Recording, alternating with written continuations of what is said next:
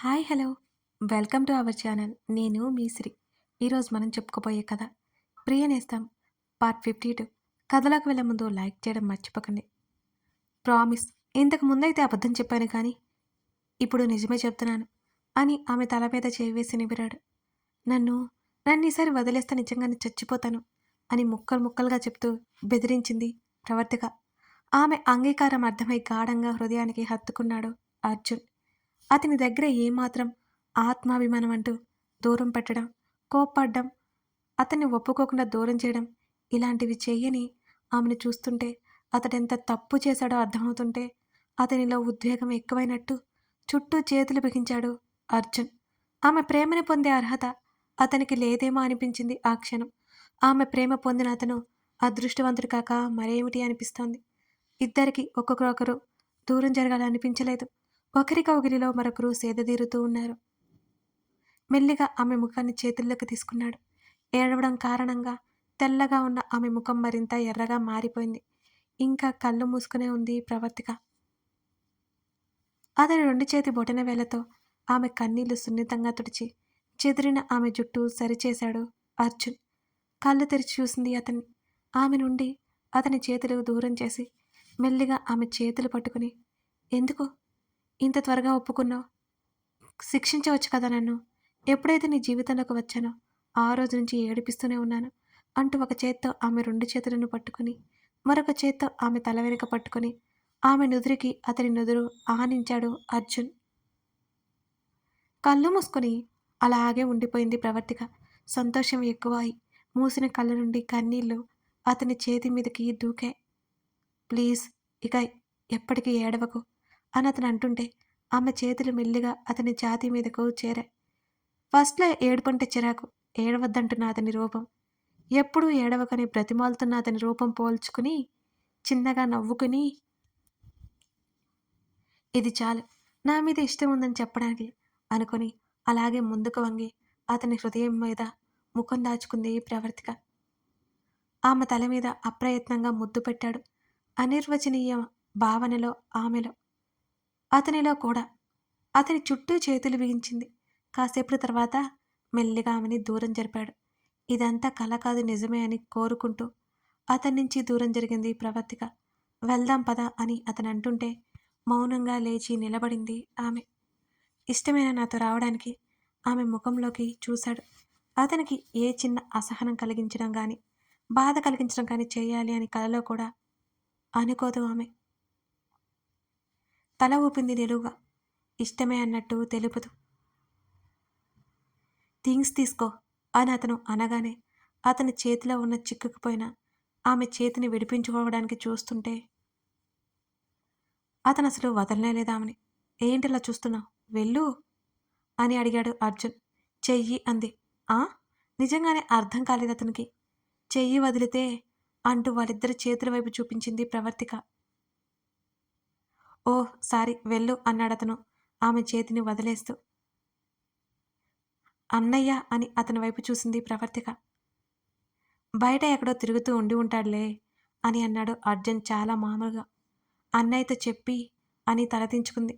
వాడొద్దంటే రావా అంటూ ప్రణయ్కి ఫోన్ కలిపాడు అర్జున్. ప్రవర్తిక మాట్లాడలేదు. చెప్పరా, లిఫ్ట్ చేయగానే అన్నాడు ప్రణయ్. వాళ్ళిద్దరూ కలిసిపోతే బావుండని దేవుణ్ణి కోరుకుంటున్నాడు ప్రణయ్. ఎక్కడ ఊరుగుతున్నావు అని అడిగాడు అర్జున్. రూమ్లో నుండి బయటికి గెంటేశావు కదా. ఎక్కడో తిరుగుతున్నానులే, విషయం ఏంటో చెప్పు అని అడిగాడు ప్రణయ్. మేము వెళ్ళిపోతున్నాం, నువ్వు రూమ్ వెకేట్ చేసిరా అన్నాడు అర్జున్. మీరు వెళ్ళిపోతున్నారా? మీరంటే ఎవరు? ఎక్కడికి వెళ్ళిపోతున్నారు అని అడుగుతున్న ప్రణయ్ తన కళ్ళ ఎదుట ఉంటే కొట్టే అంత కోపం వస్తుంది అర్జున్కి.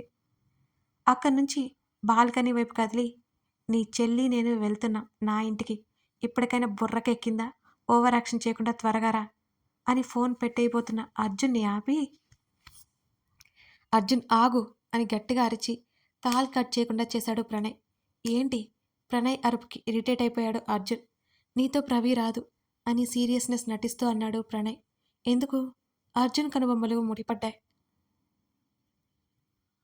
ఎందుకలా అడుగుతున్నావు? ఇంకెన్ని కన్నీళ్లు కార్చాలి నా చెల్లి?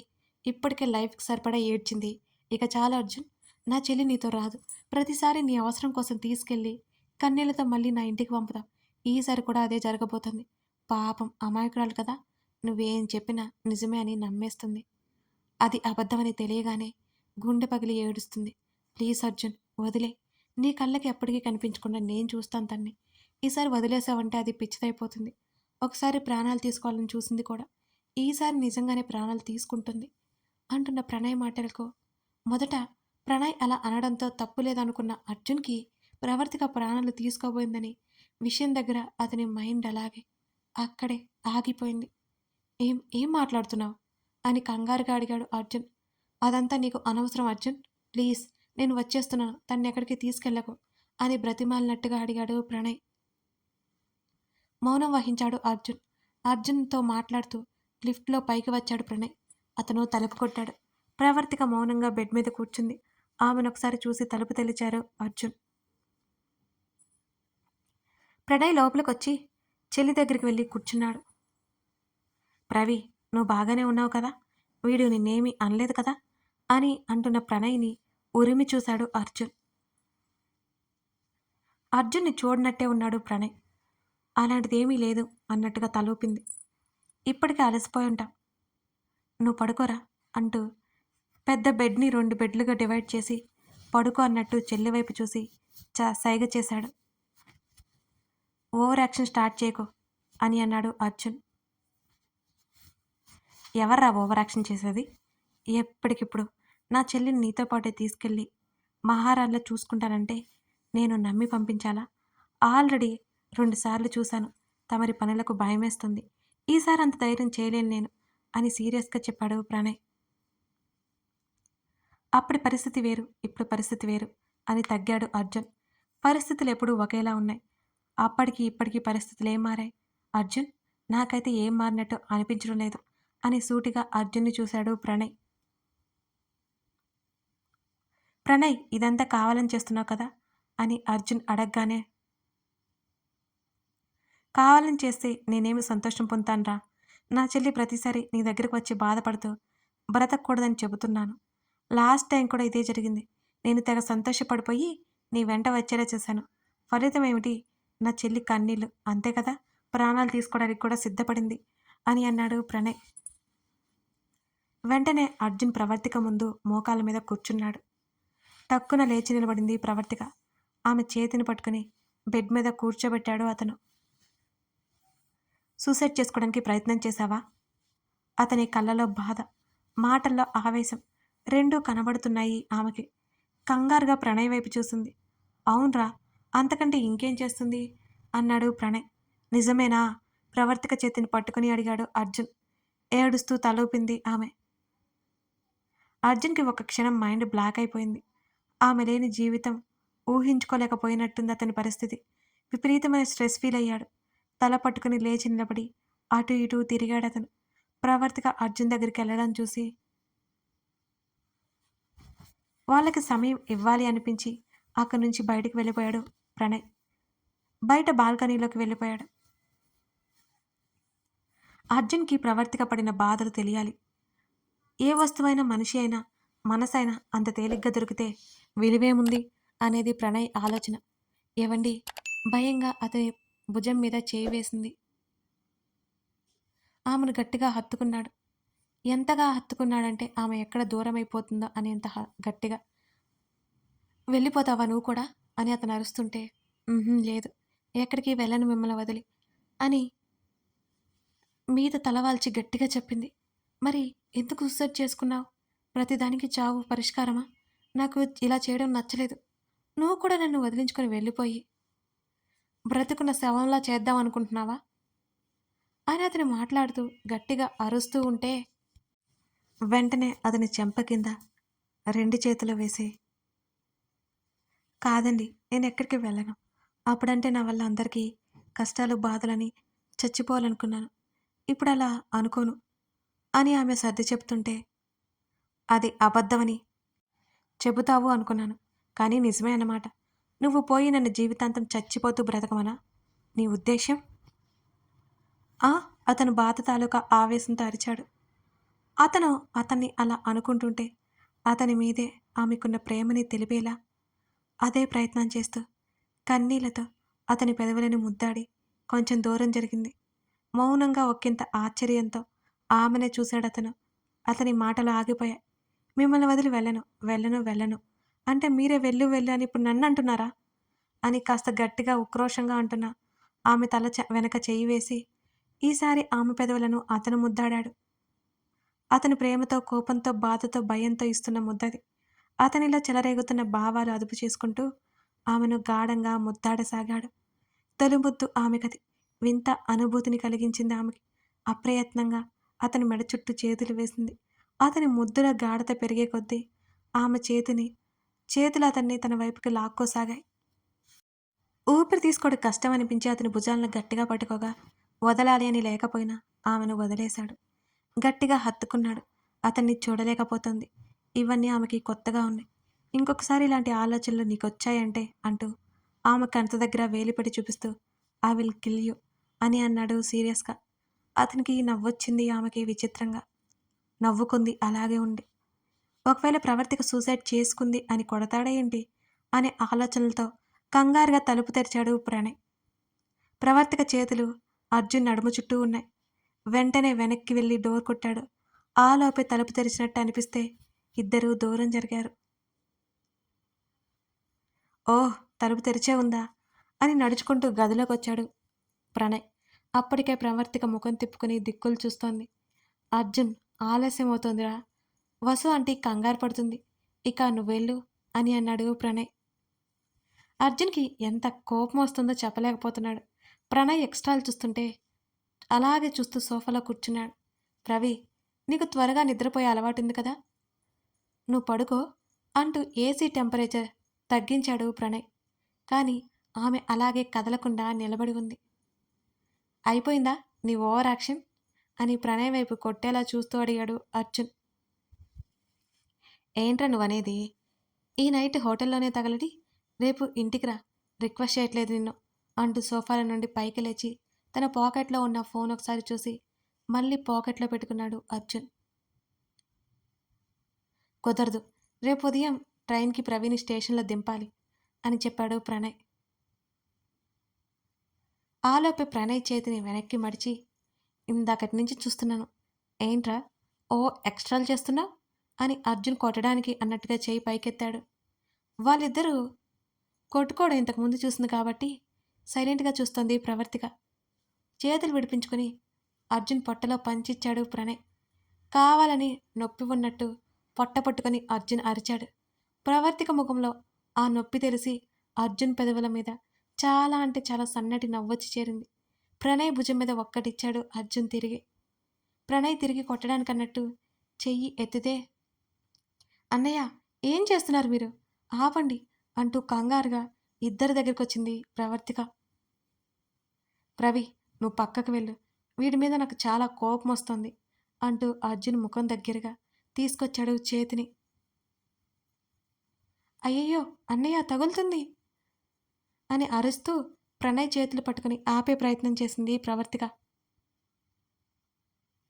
అర్జున్ ప్రణయ్ వైపు చూసి కళ్ళెగరేశారు. అర్జున్ని గుర్రుగా చూసి అతన్ని వదిలి సైలెంట్గా వెళ్ళి బెడ్ మీద కూర్చున్నాడు ప్రణయ్. అరే, ఆడపిల్లల అలగకు, కింద వెయిట్ చేస్తుంటాను, త్వరగా వచ్చేయ్ అని ప్రవర్తిక వైపు చూసి ప్రణయ్ వైపు ఒకసారి చూసి అర్జున్ వెళ్ళిపోయాడు అక్కడి నుంచి.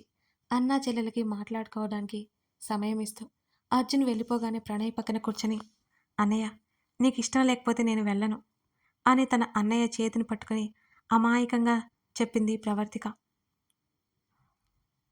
తన చెల్లి స్వభావం తెలిసినా ఆశ్చర్యపోయి ప్రవి, అర్జున్ నీతో ఏం మాట్లాడాడో నాకు తెలియదు, వాడు ఇలా ఎప్పుడూ చెప్పలేదు, వాడు తగ్గి ఎప్పుడూ మాట్లాడలేదు, నిన్ను బ్రతిమాలాడు అంటే ఆశ్చర్యంగా ఉంది.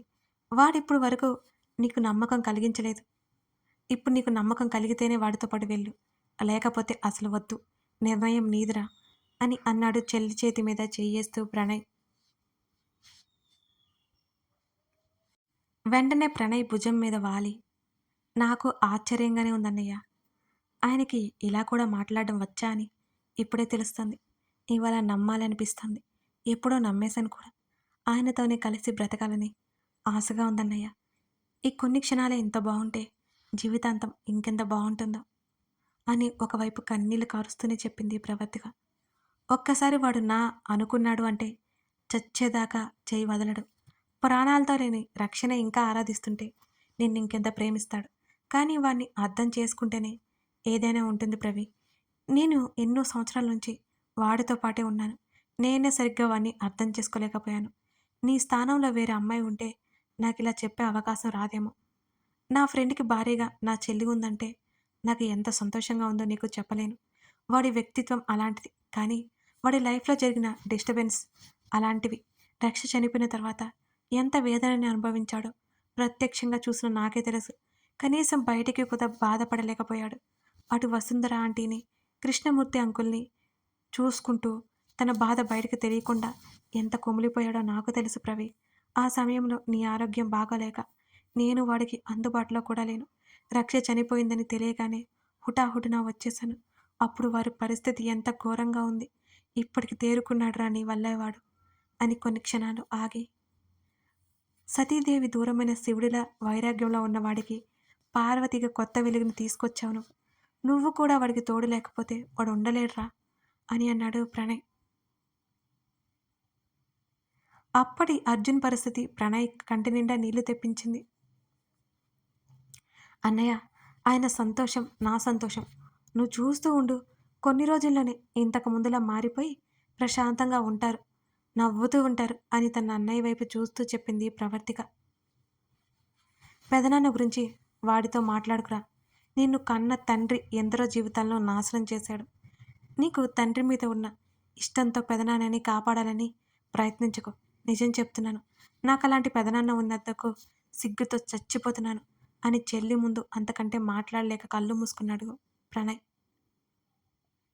తండ్రి గుర్తుకు రాగానే అతను చేసిన అరాచకాలలో రక్ష చావు కళ్ళ ముందు మెదలగానే ప్రవర్తిక శరీరం గగుర్పాటికి గురైంది. కథ కొనసాగుతోంది. అందరికీ ఓ చిన్న విషయం అండి. మన ప్రొఫైల్‌లో 'ప్రియసఖి' అనే కథ ఉంటుంది. మీ అందరికీ తెలిసే ఉంటుంది. తెలియని కోసం ఆ కథని ఒకసారి చూడండి. మీకు బాగా నచ్చుతుంది. ఓకేనా? మర్చిపోకండి ఫ్రెండ్స్. ఆ కథ పేరు 'Priyasakhi'. Thank you for watching this video.